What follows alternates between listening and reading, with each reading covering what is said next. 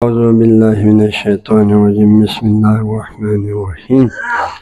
ہمارا سلسلہ بعد کتاب الاعتقادیہ کی ذات باری تعالیٰ پر اعتقاد کے حوالے سے بحث چل رہا ہے، اور کتاب الاعتقاد کا ابھی 10 سے جیسے ہمارے پاس یہ پہنچا ہوا تھا کہ ایک اہم توحیدی بحث ہے اللہ تعالیٰ کے ذات کے بارے میں۔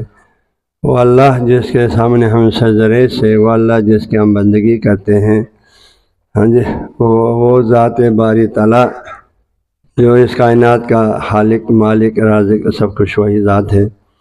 تو اس کے بارے میں ہمارا بنیادی عقیدہ کیسا ہونا چاہیے اس کے ذات اور صفات کے حوالے سے۔ تو یہاں ایک کلی واضح فرمایا ہوا وَأَن تَعْتَقِدَ أَنَّ اللَّهَ وَاجِبُ الْوُجُودِ، پہلی واضح ہے کہ ہاں جی ہر مسلم مومن بندہ خدا پہ واجب ہے کہ اللہ تعالیٰ کی ذات واجب الوجود ہے۔ اللہ کی ذات ایسی ذات ہے، اس کا موجود ہونا واجب اور لازم ہے، اور یہ ذات ازل سے ہے اور ابد تک رہے گا۔ اور اس ذات واجب الوجود یعنی اس ذات کو کسی نے پیدا نہیں کیا، وہ بذات ہی موجود ہے، اس کا وجود اپنی ذاتی ہے، اس کو کسی نے وجود نہیں بخشا۔ تو یہ بات ہو گیا۔ اس کے بعد پھر ہمیں یہ ذات جس کے ایک تو یہ کہ اللہ تعالیٰ کے واجب الوجود ہونے پر ہمیں اعتقاد رکھنا واجب ہے۔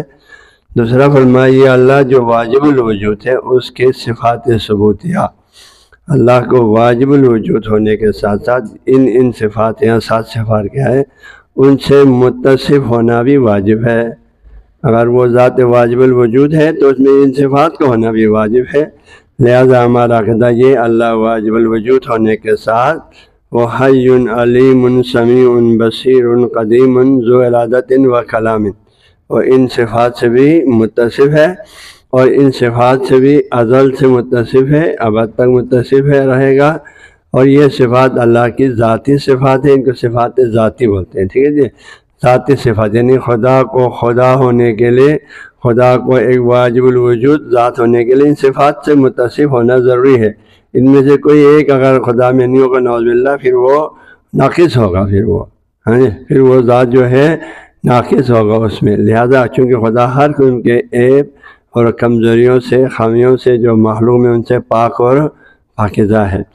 تو کل کی بات میں ہم نے پڑھا تھا خدا حی صاحب حیات ہے، اس کی حیات اپنی ذاتی ہے، اس کو کسی نے حیات نہیں دیا، زندگی نہیں دیا، بلکہ ہر شے کو زندگی دینے والا، موت دینے والا اللہ تعالیٰ ہی کے ذات ہے، اور اللہ خود بھی ذات صاحب حیات ہے۔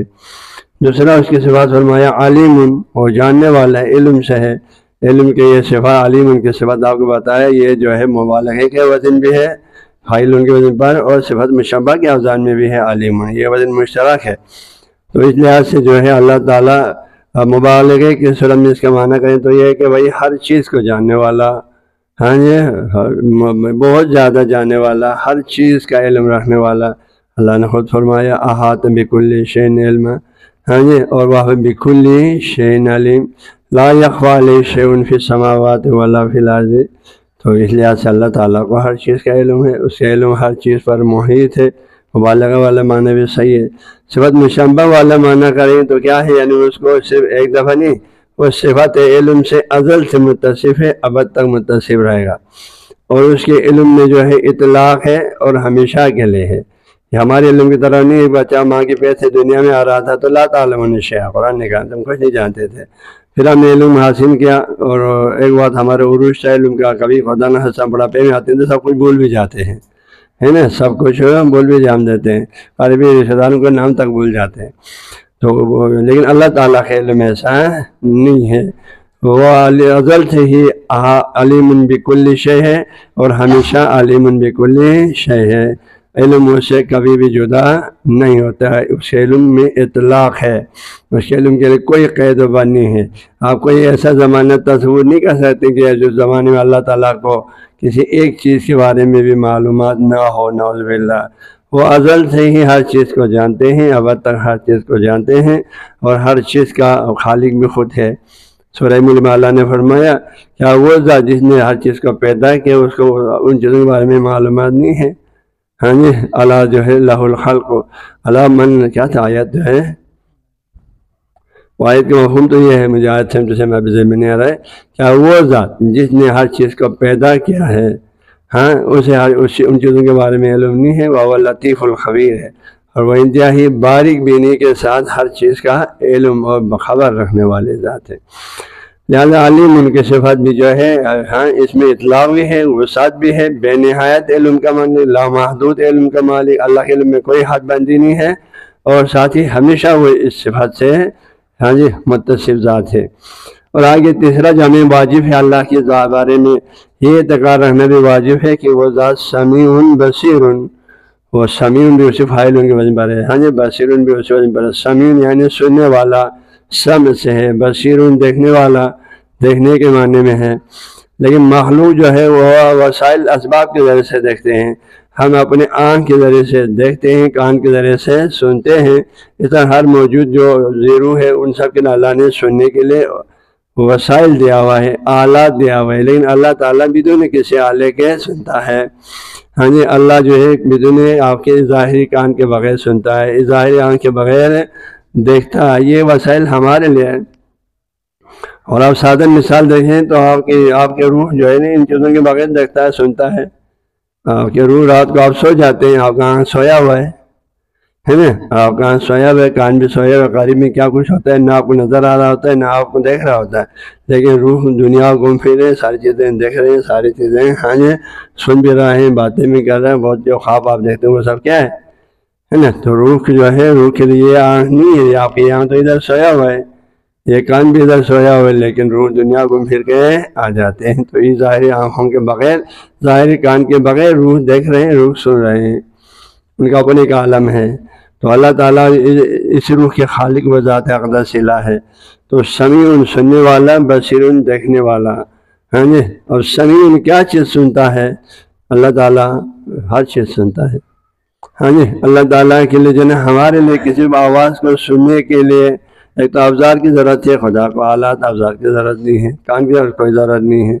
دوسری بات یہ ہے ہم آواز کو ایک مخصوص ویلیم میں سنتے ہیں، بہت زیادہ آہستہ بولیں تو ابھی ہم نہیں سن سکتے، ایک حد سے زیادہ زور ہو جائے نا آواز میں بہت زیادہ وہ بھی نہیں سنتے۔ ہاں یہ سائنسدانوں نے تحقیق کے آسمانوں میں کہتے ہیں مختلف خرات کے ان چیزوں کے ٹکرانے سے بہت خوفناک آوازیں نکلتے ہیں، لیکن وہ ہم ان کو نہیں سنتے۔ تو ہمارے کان کو اللہ نے ایسا اس کو خلق فرمایا ہوا ہے کہ وہ ایک مخصوص ویلیم کے اندر سنتے ہیں، اس سے کم ہوتا بھی نہیں سنتے، اس سے زیادہ ہوتا بھی نہیں سنتے۔ لیکن اللہ تعالیٰ کے سمع کے لیے ایسے کوئی قید نہیں ہے، کتنا ہی وہ آواز خوفناک ہو، بہت ہی عظیم ہو تب بھی سنتا ہے۔ ہاں جی اور بہت آسا حدیث نفس انسان اپنے آپ سے باتیں کرتا ہے، حدیث نفس خود سنتا ہے، کوئی دوسرا نہیں سن۔ اللہ فرماتے ہیں میں وہ بھی سنتا ہوں۔ حدیث میں آتا ہے اللہ تعالیٰ کے سمع کے بارے میں، ہاں جی کہ اللہ فرماتے ہیں پانی کے تہ میں ایک سمع اور بصر دونوں پر وہاں یہ مثال دیتے ہیں، ایک سیاہ پتھر ہے، ہاں جی پانی کے تہ میں سیاہ پتھر، اور سیاہ پتھر پر ایک سیاہ چونٹی چل رہا ہے، چھوٹا چونٹی وہ بھی۔ فرماتے ہیں اللہ کے سمع یہ کہ وہ چونٹی چلتا ہے، اس کے پاؤں سے چلنے کی ایک آہٹ کی آواز آتی ہے، لیکن ہمیں بھی چونٹیاں چلتے ہیں اس کے پاؤں کے نا آواز آتی ہے، لیکن ہمارے کان اس آواز کو نہیں سنتے۔ اللہ فرماتے ہیں میں اس آواز کو بھی سنتا ہوں، اس چونٹی کے چلنے کے پاؤں کی آہٹ کی آواز میں سنتا ہوں۔ اسی طرح جو ہے وہ اس کے چلنے سے نشان بنتی ہے نا، اس کے چلنے سے وہاں پر پاؤں کے نشان بنتے ہیں، ہمارے یہاں اس نشان کو نہیں دیکھ سکتے ہیں، لیکن اللہ میں اس نشان کو، اس کے پاؤں کے نشان کو بھی دیکھتا ہوں۔ مطلب یہ اللہ تعالیٰ کے لیے نظر سے کوئی چیز مخفی نہیں ہے، اللہ تعالیٰ کی نگاہ سے اس کائنات، اس عظیم کائنات کے اندر کوئی چیز مخفی نہیں ہے، نہ کسی کی کوئی بات اللہ کی نظر سے مخفی ہے، نہ کسی کا کوئی حرکات و سکنت اللہ کی نظر سے مخفی ہے۔ تو یہ دو صفت بھی اللہ دیکھنے والا ہے اور اللہ سمیع سننے والا اور دیکھنے والا ہے۔ ہاں جی یہ دو صفت بھی جہاں پر واجب ہے اللہ کے بارے میں آپ اپنے دل میں اس بات کو پختہ کریں کہ وہ میرا اللہ ہر چیز کو جاننے والا ہے، میرا اللہ جو ہر بات سننے والا ہے، اور ہر چیز، ہر عمل، ہر قول، ہر فعل، ہر حرکات و سکنات دیکھنے والا ہے۔ یہ عقیدہ بھی ہمارے اندر، اور قرآن پاک میں یہ اسماء الحسنی علیم سمیع بصیر بہت زیادہ تکرار ہوا ہے، 100 سے اوپر تکرار ہوا ہے۔ تو یہ ان کی تکرار کی وجہ یہ ہے کہ بندے مومن کو اللہ تعالیٰ یہ بات اس کو یقین دلا رہے ہیں، بار بار تکرار فرما کر کہ بندے مومن جو ہے تم یہ نہ سوچو تمہارا حرکات و سکنات سے بے خبر ہوں، تم نے کمرے میں چھپ کے کوئی غلطی کیا تو مجھے پتہ نہ ہو، میں نہ دیکھتا ہوں، تم کتنا ہی زمین کے تہ میں جا کے بھی کوئی کام کرے مجھے وہ بھی میں وہ عمل بھی دیکھتا ہوں، اور جو باتیں کریں گے وہ بھی سنتا ہوں۔ اللہ کے لیے جو ہے یہ کائنات میں ہاں جی کوئی ایسا جگہ نہیں ہے جہاں اللہ کی نگاہ وہاں پہ نہ ہو، اللہ وہاں کی بھی باتیں نہ سنتا ہو۔ تو لہٰذا اللہ تعالیٰ کی سمع اور بصر جو ہے وہ نہایت ہی اس پر عقیدہ رکھیں، ہاں جی جو آپ جہاں بھی ہے جس حال میں بھی ہے، آپ جو بھی باتیں کریں، اچھی بات کریں بدی میں، سب اللہ سن رہا ہے، سب اللہ دیکھ رہا ہے۔ اور آپ کے خلاف کوئی کارروائی کرنا چاہیں جب چاہیں کر بھی سکتے ہیں، جو بھی کارروائی کرنا چاہیں آپ کو ابھی ہلاک کرنا چاہیں ہلاک کر سکتا ہے، ابھی آپ پر کوئی آسمانی عذاب نازل کرنا چاہے کر سکتا ہے، اس کو کوئی روک نہیں سکتا ہے۔ لہٰذا یہ عقائد جو ہے اللہ کے بارے میں بنیادی عقائد ہے۔ بندہ مومن کو کاش ہم مسلمانوں کو یہ باتیں اللہ کے بارے میں سمجھ میں آ جاتی اور ہم پختہ عقیدہ رکھتے، وہ اللہ جس کو میں مانتا ہوں، جس کا میں کلمہ پڑھتا ہوں لا الہ الا اللہ محمد رسول اللہ، ہاں جی جس کے سامنے میں سر پہ سجود ہوں، وہ اس اللہ کو میرے ہر چیز کا علم بھی ہے، یعلم ما فی الصدور، ہاں جی اسے ہمارے ہر حرکات و سکنات دیکھتا بھی ہے، باتیں سنتا بھی ہے، سمیع بصیر۔ قرآن میں ایک دفعہ نہیں ہاں جی بہت زیادہ تعداد میں یہ اسماء جو ہے ذکر ہوا ہے، اللہ ہماری باتوں کو سنتا بھی ہے اور دیکھتا بھی ہے اعمال کو، ہاں جی کوئی ہم اللہ سے چھپ کے کچھ بھی نہیں کر سکتے ہیں، نہیں چھپ سکتے ہیں، کوئی بات بھی اللہ سے چھپ کر کسی کو بول نہیں سکتا۔ قرآن میں اللہ نے کتنے آتے ہیں فرمایا، لوگ ہم سے لوگوں سے تو باتوں کو چھپا سکتے ہیں، لیکن مجھے اللہ سے تو یستخفون من الناس ولا یستخفون من اللہ، اللہ سے تو نہیں چھپا سکتے ہیں، اللہ کو ہر چیز کا پتہ ہے۔ کتنی دفعہ قرآن میں اللہ نے فرمایا تمہارے باتوں کو جو تم ہمارے نبی کے خلاف اسلام کی جو سازشیں کرتے میٹنگیں کرتے مجھے سب پتہ ہے، تم لوگوں سے چھپ کے کیا، لیکن اللہ سے تو نہیں چھپا سکتے۔ اس طرح بہت زیادہ آیات ہیں جو ہمارا آیات کی تفسیر مقصود نہیں ہے، لیکن آپ ان موضوعات پر قرآن کا مطالعہ کریں تو آپ کو یقین ہو جائے گا، ٹھیک ہے نا جی۔ سمیع اور بصیر کے بارے میں ایک واقعہ، چونکہ آج کل کے آپ اس طرح آپ لوگ ڈال رہے ہیں تو لوگ بھی سنیں گے، نصیحت کر کسی کو یہ باتیں سن کر کچھ ہدایت ہو جائے۔ واقعہ لکھا ہے کتابوں میں نصیحت کے لیے ہماری کہ اگر یہی آپ کو پختہ عقیدہ ہو جائے اللہ مجھے دیکھ رہا ہے، میں اللہ سے اپنے آپ کو نہیں چھپا سکتا، اللہ ہماری باتیں سن رہا ہے، ہم اللہ سے جو ہے اللہ سے چھپا کے کوئی بات نہیں کر سکتا۔ ہاں کہتے ہیں کہ مالک ہے، اس کا ایک خادم ہے، غلام ہے، ٹھیک ہے جی، اور اس کا ایک بہت بڑا باغ ہے، اس باغ میں وہ غلام اور خادم اس بیوی کو وہاں کام پہ لگایا ہوا ہے۔ ایک دن جو ہے وہ آتے ہیں اس باغ میں آئے تو اس بندے کا نگاہ جو اس خادم کے بیوی پر پڑتا ہے، تو وہ بہت حسین ہے۔ اس کے ذہن میں مسلمان تھا، کافر نہیں تھا مومن، ہاں جی آج کل کے دور کی مومنوں جیسا دعوی ایمان ہے، عمل من سے خالی ہے، اس کے ذہن میں فطور آ گیا، تو اس نے جو ہے اب اس کی راستہ ہموار کرنے کے لیے اس نے اس کے میاں کو جو ہے جو غلام ہے، خادم ہے بیچارہ، خادم میں گھر کا جہاں بھیجیں جانا پڑتا ہے، کہیں دور کسی کام سے بھیجا کم سے کم 4-5 گھنٹے میں وہ واپس آ سکتے ہیں، ایسے جلدی نہیں آ سکتے، دور کام پہ بھیجا، وہ بیچارہ چلا گیا۔ اب اس باغ میں وہ ہے اور اس کی زوجہ ہے، جوان بیوی ہے، اس نے پھر اس کی بیوی سے کہا اس باغ کے سارے دروازوں کو بند کر دو، اس کے باہر سے آنے والے سارے دروازوں کو۔ اس نے سمجھ گئی اس کی نیت میں تو فطور ہے، اب میں بھاگوں تو کہاں بھاگوں، اور سوچ میں پڑ گیا، بارہ جو ہے وہ نے دروازے بند کر کے آیا، ہاں بند کیا، انہوں نے کہا ہاں بند کیا، سارے دروازے بند کیا۔ تو اس نے کہا بڑے خلوص سے اعتقاد کے ساتھ میں نے سارے دروازوں کو بند کیا، لیکن ایک دروازے میں نے بہت کوشش کیا بند کرنے کے لیے، میں نہیں کر سکا، ایک دروازہ میں نے بہت کوشش کیا بند کرنے کے لیکن میں اس دروازے کو بند نہیں کر سکا۔ کہا کہ کون سے دروازہ ہے جو بند نہ کر سکے؟ کہا وہ دروازہ اللہ اور ہمارے درمیان کا دروازہ ہے، اللہ اور ہمارے درمیان کا دروازہ ہے، وہ دروازہ میں بالکل بند نہیں کر سکا۔ بس اس لڑکی کی زبان سے یہ بات سنی تو وہ مسلمان تھا نا، کافر تو نہیں تھا، اس کے دل میں اللہ نے ہدایت دے دی، اس وجہ سے خود بھی بچ گیا، یہ لڑکی بھی بیچاری بچ گئی۔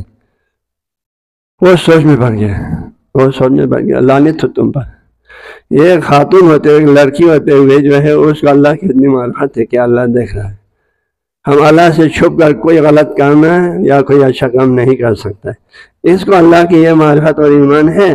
میں مرد ہو کر ایک اچھا خاصا عمر آ کر جو ہے مجھے اس چیز کی معرفت نہیں ہے، لعنت ہو میرے اوپر، بلکہ انہیں اپنے اوپر لعنت کیا، اور پھر اس لڑکی کو جو ٹینشن میں ڈالا تو اس سے معافی مانگا، پھر اس نے وہیں پر تحریر نامہ لکھ کے دے دیا، اب آج کے بعد جو ہے تم لوگ جو ہے میرے غلامی سے بھی آزاد، اور یہ باغ بھی اب تم دونوں کے لیے میرے اس جرم کے کفارے میں جو میں نے تمہیں جو ہے ٹینشن میں ڈالا ہے اس کا کفارہ کے طور پر تم دونوں رکھ دو، اب آج کے بعد مجھے کبھی بھی اس باغ میں تم لوگ نہیں دیکھیں گے، یہ بات تمہارا۔ اللہ حافظ کہہ کے وہ نکل گیا۔ تو یہ عقائد جو ہے بہت اہمیت رکھتے ہیں کہ اللہ تعالیٰ کے بارے میں وہ سننے والا ہے اور دیکھنے والا ہے، جاننے والا بھی، سننے والا بھی، دیکھنے والا۔ ان اسماء کو اللہ تعالیٰ کی جو اسماء علمیہ کہتے ہیں، اسماء علمیہ ہے نا، صفات علمیہ، کہ اللہ دیکھ رہا ہے، مجھ پر واجب ہے میں عقیدہ رکھوں اللہ میرے تمام اعمال کو جانتا ہے، تمام حرکات جانتا بھی ہے، میرے ہر بات سنتا بھی ہے، میرے ہر حرکات و سکنات کو دیکھتا بھی ہے۔ اب آپ کہاں جائے گا؟ اب آپ کہاں جائے گا؟ آپ کدھر جائے گا؟ آپ کے صرف انہی اعمال اور افعال اور رفتار کردار کی گنجائش ہے جو جس پر اللہ راضی ہے، جس پر آپ کو ثواب ملتے ہیں، اجر ملتے ہیں۔ اللہ کی رضامندی حاصل کرنے کے لیے تو آپ کا دروازہ کھلا ہے، لیکن اللہ کی نافرمانی کے آپ کے سارے دروازے یہیں سے۔ اگر آپ کے اندر یہ ایمانیات ہے، اللہ کو آپ سمیع جانتے ہیں، بصیر جانتے ہیں، علیم جانتے ہیں، آپ کے سارے دروازے گناہ کے بند ہو گیا، کیونکہ صرف وہ جاننے والا سننے والا نہیں ہے نا، پھر وہ عذاب بھی دے سکتے ہیں، پھر آپ کو سزا بھی دے سکتے ہیں، یہیں پر آپ کو نابود بھی کر سکتے ہیں، یہیں پر آپ کے رزق بھی ختم کر سکتے ہیں، آپ کو بیمار بھی بنا سکتے ہیں، آپ پر کوئی بھی بلا نازل بھی کر سکتے ہیں، آپ کی زندگی موت عزت آبرو سب اس کے ہاتھ میں ہے۔ ایسا نہیں صرف جانتے ہیں، صرف دیکھتے ہیں، صرف سنتے ہیں، ان کے ساتھ ساتھ وہ قدرت والا بھی ذات ہے، لہذا ہمیں اللہ سے ڈرنا چاہیے اس پرفتن دور میں۔ ہاں جی، باتوں کو اللہ کے بارے میں یہ ہمارا واجب ہے، سلمان نے فرمایا واجب ہے آپ کو یہ عقیدہ رکھنا کہ اللہ جو ہے واجب الوجود ہونے کے ساتھ ساتھ ہر چیز کو جاننے والا، ہر بات سننے والا، اور ہر اعمال رفتار حرکات سکن نوع انسانی کا دیکھنے والا، اور ساتھ آگے فرمایا قدیر، قدرت سے ہے، ہر کام پر قدرت رکھتے ہیں اللہ۔ ہاں جی بابا کیا ہے؟ اللہ کل شیء قدیر، خود نے فرمایا۔ اب اللہ تعالیٰ کی قدرت کے بارے میں یا اللہ تعالیٰ ہی کی گواہی سب سے بہترین گواہی ہے۔ ہاں جی، اس کے سچی کتاب میں نے خود فرمایا مجھ اللہ سے بہتر سچ بولنے والا کون ہے؟ ومن اصدق من اللہ حدیثا ومن اصدق من اللہ قیلا۔ ہاں جی، تو وہ اللہ خود فرماتے ہیں میں اللہ کل شیء قدیر ہوں، میں قدیر ہوں، میں جو کرنا چاہے کر سکتا ہوں۔ اس پوری کائنات کے ایک لمحے میں نابود کرنا چاہے نابود کر سکے، جیسے ہزاروں کائنات اور بنانا چاہے تو بنا سکتا ہوں، اس کے لیے کوئی مسئلہ نہیں ہے۔ لہذا اس بات پر بھی اعتقاد رکھنا واجب ہے کہ اللہ کی ذات ہر چیز پر قدرت رکھنے والا ہے، قدیر ہے۔ تو یہ بھی ہمارے لیے جو ہے سوچنے کا محل ہے۔ بھائی انسان یہ سوچے بھائی میں تو بڑا طاقتور بن چکا ہوں، میں تو وزیر مملکت بن چکا ہوں، میں وزیر اعظم بن چکا ہوں، میں چیف آف آرمی اسٹاف بن چکا ہوں، میں چیف جسٹس بن چکا ہوں، میں صدر اعظم بن چکا ہوں، ہاں اب مجھے میرا راستہ رونے والا کوئی نہیں۔ ٹھیک ہے، انسانوں میں شاید آپ کا راستہ رونے والا شاہ و غریب لوگ نہ ہو، کمزور ہو، لیکن اللہ کے سامنے تمہاری کوئی حیثیت ہے نہیں۔ اللہ نے بڑے بڑے شداد نمرود فرعونیوں کو جو خود کو خدا سمجھتے تھے ان کو ایک لحظے میں نیست و نابود کیا، وہ ہر کسی کو نیست و نابود کر سکتا ہے۔ تو ایک مسلمان مومن کو ہمیشہ دل میں یہ خوف ہونا چاہیے میرا اللہ تو میرے ہر حرکات و سکنات کا علم بھی ہے، اور وہ میرے ان برے اعمال کی نظر میں اگر وہ مجھے سزا دینا چاہے تو وہ جس طرح کی سزا دینا چاہے وہ دینے پہ قادر بھی ہے۔ اللہ کل شیء قدیر، قدیر ہر چیز پر قدرت رکھتا ہے۔ ذو ارادت، یعنی وہ کوئی کیا ہے؟ صاحب ارادہ ہے، مطلب کیا ہے؟ اپنے علم اور اپنے اختیار اور اپنے قدرت کی روشنی میں جو کرنا چاہیں تو اپنے ارادے سے کر لیتے ہیں۔ اور صاحب ارادہ یہ پورے کائنات اس نے بنانے کا ارادہ فرمایا، بن گیا، اور یا وہ جس چیز کا ارادہ کر لیتے ہیں پھر وہی کام کوئی چیز تخلیق کا ارادہ فرماتے ہیں تو اس کے لیے کوئی مال مٹیریل کی ضرورت نہیں ہے۔ یہ عظیم کائنات بدون کسی مال مٹیریل کے امر کن فیکون سے بنا لیا۔ ایک چیز کے وجود میں آنے کے بعد حکم کے انتظار میں ہوتا ہے۔ حتیٰ علماء نے لکھا حتیٰ اللہ کو لفظ کن یعنی یہ تم وجود میں آ جاؤ گا، لفظ بھی بولنے کی ضرورت نہیں، صرف اس کا ارادہ ہوا یہ چیز ہونے کا بس وہ ہو جاتا ہے، اس کا ڈن ارادہ ہو وجود میں آ ہی جاتا ہے، حتیٰ لفظ کن بولنے کی بھی ضرورت نہیں ہے۔ اللہ تعالیٰ کا ارادہ اور مشیت ایسا اور مؤثر ہے کہ اور اس ارادے کو ہونے کے بعد کوئی اس کو روک بھی نہیں سکتے ہیں۔ کسی بھی فعل کے بارے میں، کسی بھی تخلیق کے بارے میں، لہٰذا وہ ذو ارادت صاحب ارادہ بھی ہے۔ اللہ نے فرمایا وہ جو چاہیں کر سکتا ہے، یفعل اللہ ما یشاء وما یرید، جو چاہے کر سکتا ہے، جس کام کا ارادہ کریں وہ ارادہ بھی کر سکتا ہے، اس ارادے کو عملی بھی کر سکتے ہیں، اس کے ارادے کے بیچ میں کوئی بھی حائل نہیں ہو سکتا۔ پوری دنیا ایک طرف جمع ہو جائیں ہاں جی اور اللہ کے ارادے کو روکنا چاہیں تو نہیں روک سکتے ہیں۔ ہاں جی اللہ کسی کو کوئی چیز دینا چاہے، پوری دنیا روکنا چاہے نہیں روک سکتے ہیں، اللہ روکنا چاہے پوری دنیا دینا چاہے نہیں دے سکتے ہیں۔ ہاں جی قرآن میں تو آیت بھی موجود ہے، لہذا جو ہے اللہ تعالیٰ فعال لما یرید ہے نا، فعال لما یرید، وہ جو چاہے کر سکتا ہے، جو چاہے کر سکتا ہے، اس کے ارادے کے سامنے ہاں جی کسی کو بھی اس میں رکاوٹ ڈالنے کی کوئی گنجائش نہیں ہے۔ یہ پوری کائنات اس ذات اقدس کے اپنے ارادے سے وجود میں آئی ہے۔ وہ کلام اور صاحب کلام بھی ہے۔ ہاں جی اما ہم بات کرتے ہیں، ہمارے کلام کیا ہے؟ الفاظ کے ذریعے سے ہم زبان کے توسط سے کرتے ہیں کلام، لیکن اللہ تعالیٰ کا کلام کیا ہے؟ ایجاد ہے۔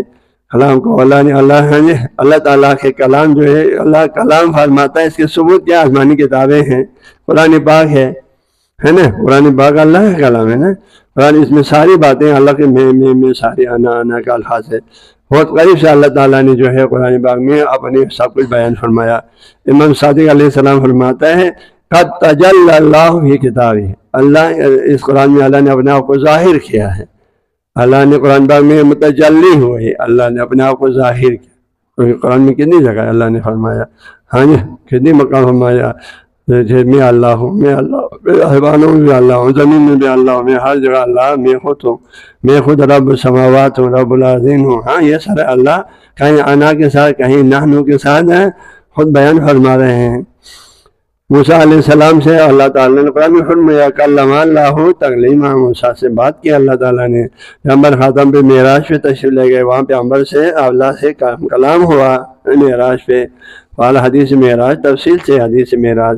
باقی جو ہے قرآن پاک پورا اللہ تعالیٰ سے جبریل امین کے واسطے سے اچھا پیغمبر صلی اللہ علیہ وسلم کے قلب انور پہ قرآن پاک، لہذا اللہ کے ذو کلام ہونے میں لفظ ذو ادھر بھی داخل ہے، وہ کلام ہے، ذو کلام ہونے میں اللہ تعالیٰ کلام متکلم ہونے میں بات کرنے والا ہونے میں اللہ تعالیٰ جو ہے قرآن پاک ہمارے سب سے واضح ترین ثبوت ہے نا، قرآن اللہ کا کلام ہے، جس کی ساری باتیں اللہ کی، اس وجہ سے تو بشر اس جیسے کتاب لانے سے عاجز آ گیا۔ اگر بشر کی طرف سے ہوتا، محمد مصطفیٰ کے اپنے سوچ کے مطابق ہوتا تو بشر کے لیے جیسے لانا کوئی مشکل نہیں تھا۔